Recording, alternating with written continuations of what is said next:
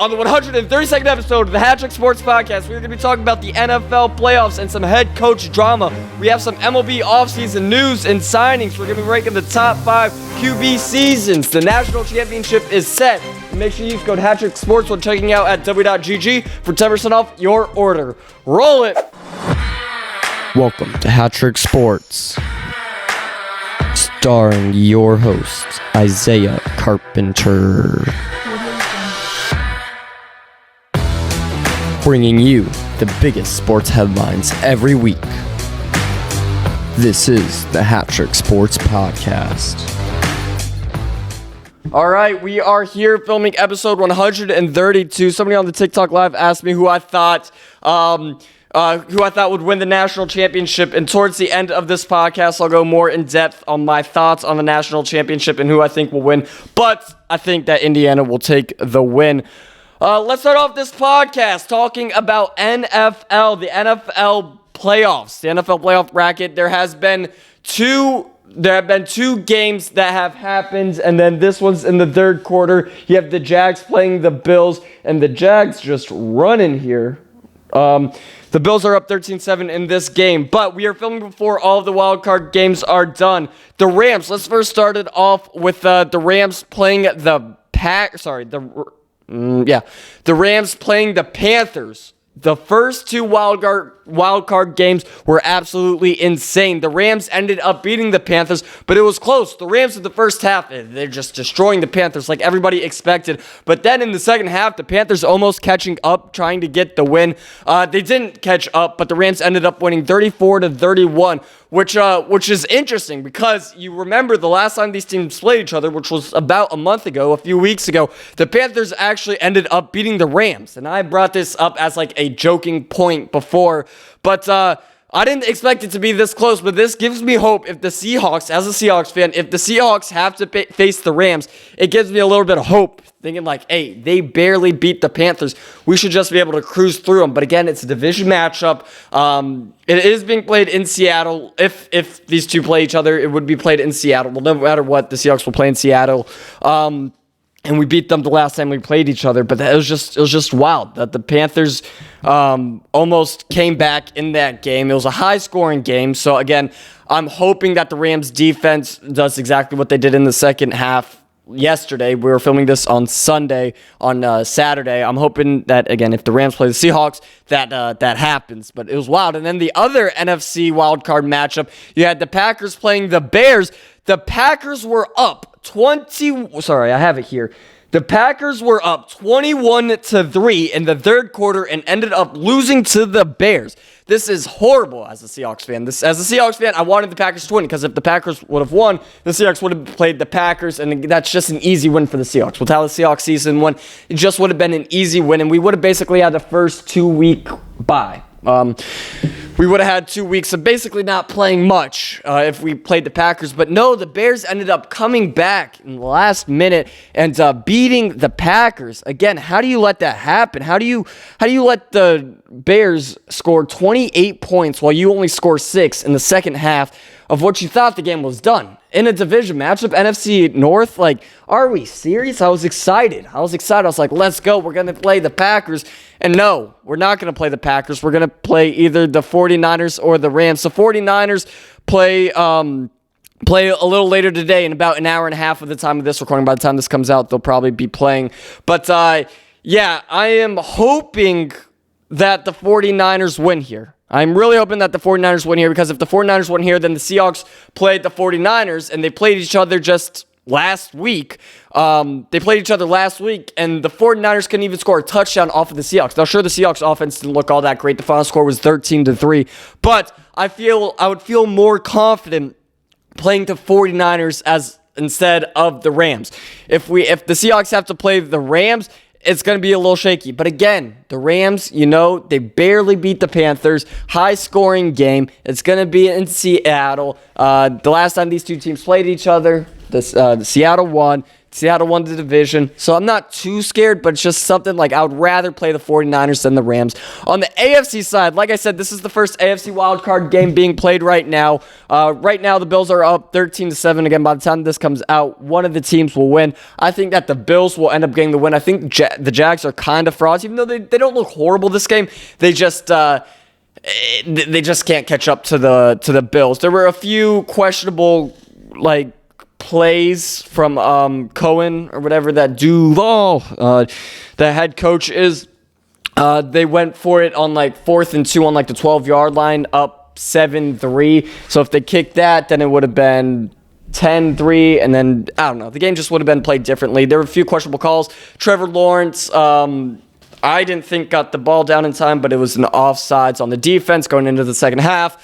Again, all that's going to be completely irrelevant here in about an hour or so. And then you have the Chargers playing the Patriots for the night game tonight. I think that the Patriots win. Drake May, I'm a big believer in Drake May. I think if you guys haven't seen my perfect NFL playoff bracket, go watch it on TikTok, Instagram, YouTube. But I think that the Patriots make it to the Super Bowl, and it all starts winning the wild card. You got to beat the wild card if you want to make it to the Super Bowl. But I think that Drake May ends up beating Justin Herbert in this game. And then you have Houston and Pittsburgh. I think Houston wins here. Pittsburgh, they made it to the playoffs. They're lucky they made it to the playoffs. And just keep it at that. Just keep it that, be like, hey, it was a pleasure getting into January. We're out. We're going to take the next few months off and try to build a team, again, to win 8, 9, 10 games like they have my entire life. Literally my entire life. The Steelers have won 8, 9, or 10 games. It's just crazy. So yeah, like I said, go check out my perfect NFL bracket. I have the Patriots playing the Seahawks in the Super Bowl, and the Seahawks obviously winning, which isn't crazy to say. People are always like, oh, you're just saying that because you're a Seahawks fan, which, yes, of course. I think with how the Seahawks are playing this season, and they just need to be on point for, 1, 2, 3 games, and if just everybody's on point, then it should be an easy win. But I'm not just saying that because I'm a Seahawks fan. Yes, that's part of it. But another part of it is, they are Super Bowl favorites. And they are a really good team. And people forget that when they talk to a Seahawks fan. The Seahawks are still a really good team. You can't put that aside. You can't be like, oh, they're going to be first-round exits. No, they are a great team and Super Bowl favorites right now.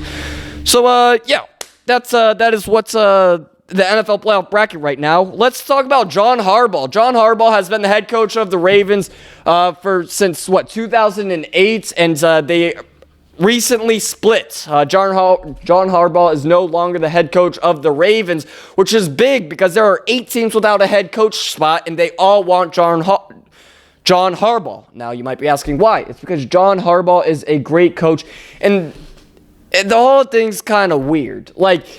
I think Harbaugh kind of realized, hey, you're never going to win it all in Baltimore. You're not going to win it all in Baltimore. And I think he was kind of starting to think that. And then they missed the playoffs by a field goal from a rookie kicker. And I guess the GM or the owner called Harbaugh and fired him over the phone. Now, that is, in my opinion, kind of disrespectful from a head coach that has been your head coach for that long. John Harbaugh,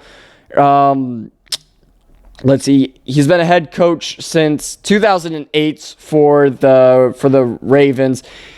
Super Bowl champions, obviously, 2012. He won 11, 9, 12, 12, 10.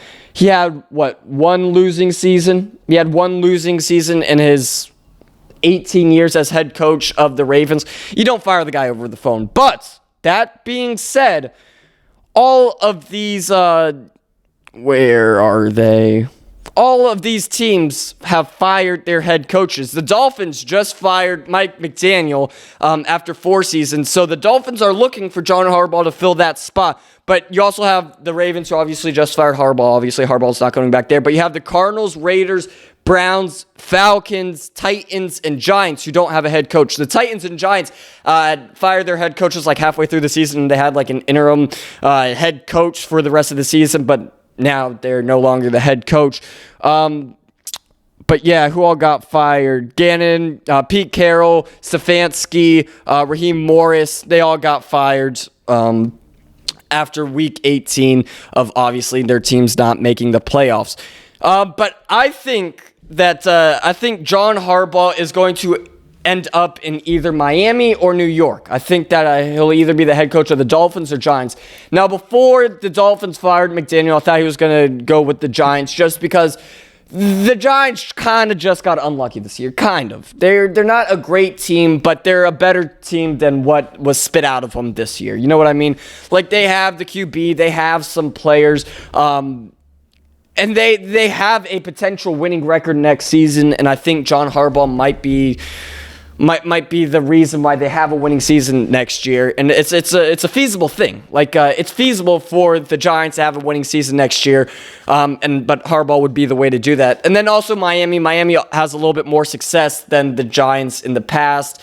Obviously questionable Tua. If he gets hit with a pebble on the head in the next 6 months, might end up in the ER and diseased. But you got Quinn Ewers, which might be their starting QB from here on out, depending on how Tua finishes his head troubles. Again, he didn't have any concussions this season, luckily, but just the past with concussions for him doesn't look good. So, yeah, I think that Harbaugh either ends up in Miami or New York. Let's talk about the final 2025 NFL season pick'em record. So, every week I do my NFL pick'ems, usually starting the Sunday games and Monday game. Usually didn't do a whole lot of Thursday games. Some weeks I did it earlier and got, like, the Christmas games done and all that stuff. But the final record of the NFL pick'ems, of the HatTrick Sports NFL pick'ems 2025 season, I ended up 164-78, 164 wins, 78 losses, which comes out to a .678 win percentage, which is not horrible for how the season ended up. Again, if you look at the bracket and told me that the Patriots were going to be the 2 seed, that the Jags were going to be the 3 seed, that Denver was going to be the 1 seed, Seahawks were going to be the 1 seed, the Panthers be the 4 seed. If you told me all this was going to happen and that I would end up with a winning percentage of .678, I would have been pleased with that. And that is the .678 win percentage is better than 24 teams this season. So I'm about 8th in the NFL with how my pick'ems went. That's all right.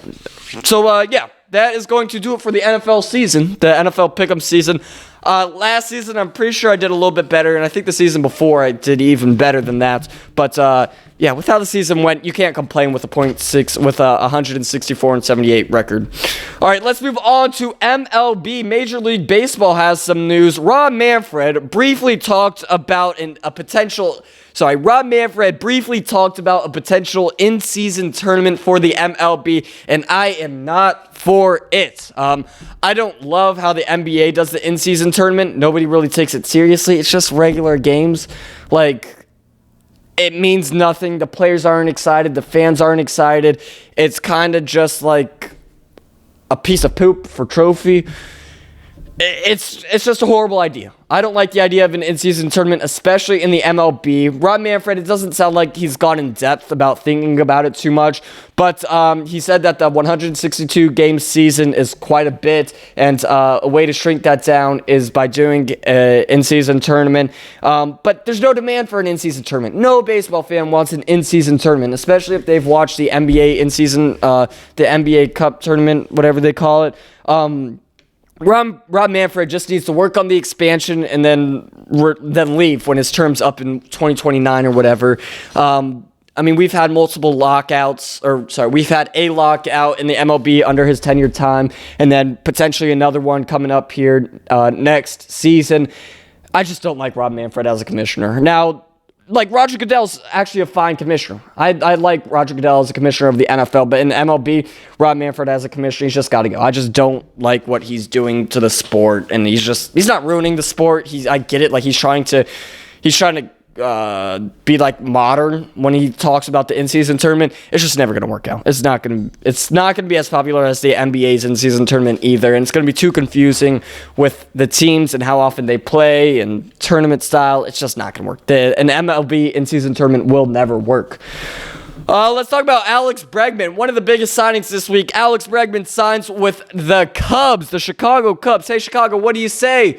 Let's sign Alex Bregman today on a 5-year, $175 million contract.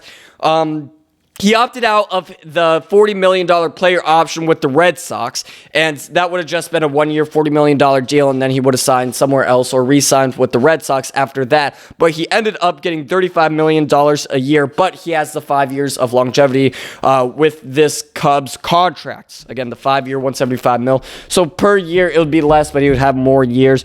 I think he made the right move. I obviously don't love Alex Bregman. I think he's a cheater, and I don't like him because he stole that ring from the Dodgers, which I don't love. When I don't really like it when players steal rings from other players by banging on trash cans. So we'll never be a Bregman fan, but I think that he'll fit well in the Cubs clubhouse. I think he fits kind of well in there. It's a full no trade clause in the contract, and let's look over his stats last season. Never really looked at that. Yeah, here we go. So his stats last season with the Red Sox, he had 3.5 wins above replacement. He played in 114 games. He was an all-star. He didn't really lead the league in anything. How many home runs? He had 18 home runs. What was his batting average? He was batting... Where's batting average? Here we go. He was batting .273 last season. 70 strikeouts. How many hits? 118 hits. 495 plate appearances. 33 at bats. So he was fine last season. He was good for the Red Sox, but again, I just can't get excited about a guy that cheats. I can't get excited about a guy that steals trophies from the Dodgers. I can't be excited about guys that grown men begging on trash cans to see what ball is coming and hiding cameras in the outfield, zooming in between the catcher's legs or the hands or the whatever. But I just can't get excited about Alex Bregman. He's a cheater, doesn't belong in the Hall of Fame, and is a cheater. That's all you could say. The exact opposite, José Ramírez. José Ramírez talks about why he re-signed with the Guardians for less than what the market offered him. So José Ramírez signed I meant to highlight some of this stuff. Yeah, so José Ramírez talks about why he signed a below-market extension with Cleveland, the 7 years, $141 million contract, and it was because he's loyal to Cleveland. You gotta love this. This is what every baseball fan wants to see their guys do. So, José Ramírez says that Cleveland is a small market team and they simply can't pay me what I could command on the open market. So I told them, let's find a fair agreement that works for both sides. He says that ultimately my decision to take the extension, he says they went through a year and a half of negotiation, and when he finally agreed, he got a significant salary bump. He says, I knew it wasn't fully reflective on my market value, and plenty of other people made sure to point that out. But I'm a veteran. I understand how the game works. This is amazing. José Ramírez is literally risking millions of dollars just to stay loyal to his team. This is amazing. This is truly a great act for José Ramírez. He's risking millions of dollars just to stay with his team that he knows and loves. Cleveland loves him. The Guardians and the Indians, when he first started playing, they love José Ramírez. He ended up as runner-up the MVP runner-up in 2022. He's been in the MVP race a few years. 2017 and 2018, he was third place. He's been fourth place a few times, and then just recently this year he was third place in MVP voting. He's had a great career with the Guardians, and he hasn't won anything with the Guardians, and I think he's starting to come to realization that he's not going to win anything with the Guardians, but he's staying loyal to his team. He's risking not winning a ring. He's risking millions of dollars just to stay loyal to his team, which you gotta love. He respects the small market teams. As a Dodgers fan, I can respect that, even though I wanted José Ramírez, because who doesn't? But yeah, it sounds like he wanted to stick with Cleveland. He says,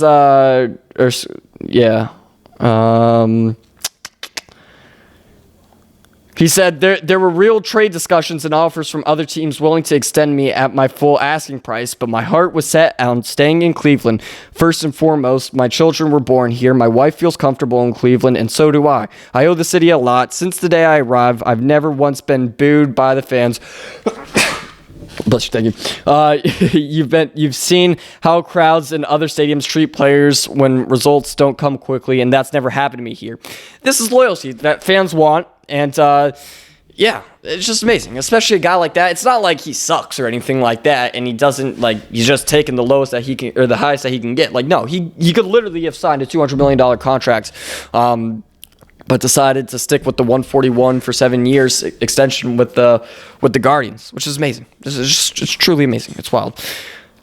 Let's talk about Max Kepler. Max Kepler, an outfielder, a free agent outfielder, was suspended 80 games for testing positive for PEDs, performance-enhancing devices, which is not good. You do not want to get caught taking PEDs as a free agent because then your value drops drastically. So he won't be able to play for the first 80 games this season. Now, if he does not sign a contract before the season starts, his games, his suspension games that he's owed, again, he can't play for 80 games, that will go towards the Phillies. So every game that the Phillies play will be one less game he's suspended for until the 80 games are up. And then if he signs a contract with, whether it's back with the Phillies or another team, he can play after that. But he will be ineligible for the 2026 postseason. So again, we're looking at him, and we're probably going to offer him, and now aren't going to offer him because he can't play in the postseason, and he can only play in 82 games this season. So unless you're offering him a multiple-year deal, you're not going to get signed, which sucks, but don't take drugs. Don't do steroids, I guess. He spent the 2025 season as an outfielder for the Phillies. He batted .216, 300, 391 with 18 home runs and 52 ribbies in 127 games last season. He spent most of his career with the Twins, who signed him out of Germany. He has a combined 20.6 wins above replacement in his career, putting up a .747 OPS and hitting 161 home runs since 2016. Drastically dropped his signing value, and he's hoping to get signed, and if not, luckily those Phillies games will help him out, where that will go towards his suspension. But not being able to participate in a 2026 postseason is going to suck for him, because again, teams that are going to go into the postseason expect every player, especially every starter, to be there in the postseason. If you can't be there, you're kind of useless. Let's talk about MLB farm system. So MLB executives recently voted on who has the best farm system, and the top one surprised me. First place was the Los Angeles Dodgers. 20% of MLB executives voted the Dodgers having the best farm system in MLB. As a Dodgers fans, I know prospects that are coming up and stuff, but I've never fully taken a look at the Dodgers farm system just because I don't need to. The Dodgers have all of these stars. You have Shohei Ohtani, Edwin Diaz, Mookie Betts, Freddie Freeman. Like, they have all of these guys that they don't really need a good farm system. And I'm not a big fan. It's not that I'm not a big fan. I think that a good farm system is overrated because half those guys end up being busts and sell used cars later in life. But I guess the Dodgers have the best farm system in the league, which I'm kind of confused about, because why aren't we trading those guys to get guys that are actually good and not prospects? Like, why aren't we trading these good prospects? Again, I use good prospects in quotes because half of them end up selling used cars later in life. So I don't really know. Like, we could get Tarek Skubal and have a great that we know is a great MLB pitcher, or we can risk it on these good prospects that are taking up space, preventing us from getting Tarek Skubal. So I don't know. But I was surprised to see that. I was surprised to see that the Dodgers have the best farm system. I'm not complaining. I mean, I think having a good farm system is better than having a bad farm system, but I just think that farm systems overall are overrated. And why not just trade the guys to get guys that we know are good in the MLB? So yeah, I was surprised to see MLB executives vote for that and on that. I just thought I would bring it up. The Dodgers were first place with 20% of the votes. The Mariners were in second with 17.8% of the votes. The Tigers were third with 15.6% of the votes, and then you had the Brewers at 15.6% of the votes as well. So yeah, it was just cool to look at. Cool to see the Dodgers being good at something else besides winning World Series. All right, let's move on to the top 5 QB seasons of all time. This is measured in QB ratings. So at number 5, you have Saints legend Drew Brees. In 2011, he had a QBR of 82.3. At number 4, you have Lamar Jackson. Lamar Jackson in 2019 had a QB rating of 83. Making podium. His last game could be right now. Aaron Rodgers for the Green Bay Packers in 2011, he had a QB rating of 83.8. Number 2, Colts legends, Peyton Manning.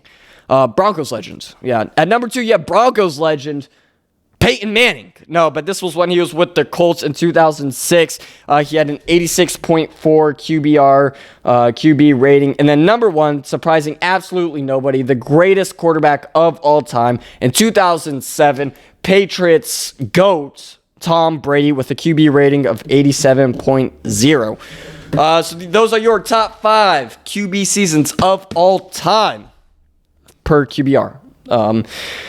Let's talk about this national championship. January 19th, you have Indiana playing Miami at Hard Rock. Miami's home stadium. Miami, ranked 10. Miami, the 10 seed. Indiana, the 1 seed. Indiana has not lost yet this season. The most wins by a college in a season because they expanded the games in a postseason. Indiana's gonna win this. Indiana's gonna win this by $1 million. Tickets are like $10,000 for standing room only at the Hard Rock. It's absolutely nuts. Indiana's going to blow out Miami. I don't even think it's going to be close. I don't care that it's in Miami. Heisman Dosa. You got Heisman Dosa. What can't Heisman Dosa do? But yeah, January 19th, Indiana's going to win by $1 million. What is that, Monday? That's got to be a Monday. Today's the 11th, plus 7, 18, plus 1, Monday. Yeah. But I didn't even think Miami would make the playoffs. I thought Notre Dame was going to make the playoffs, and then Miami ended up slipping their way in there. Remember, that was a huge controversy, whatever. Miami proved themselves. You got to admit that. Miami proved themselves. They battled, too. They battled hard. They had Ohio State. They had some pretty tough teams that they were up against. And they proved that they belong in the national championship. But their time's come short. Their time's going to come to an end, and Indiana's going to win. But it was a nice run by Miami. Yeah, don't get me wrong. It was a nice run by Miami. All right, that's going to wrap it up on the 132nd episode of the HatTrick Sports Podcast. Thank you guys for listening. You can listen wherever you listen to podcasts, Spotify, Apple Podcasts, Google Podcasts, YouTube for all the visuals. Make sure to follow us on TikTok, Instagram, YouTube, Twitter, Facebook. Go to shop@HatTrickSports.com. Get the best merch available. Check out HatTrick Sports newsletter, also available on shop@HatTrickSports.com. And we will see you guys next week for episode 133.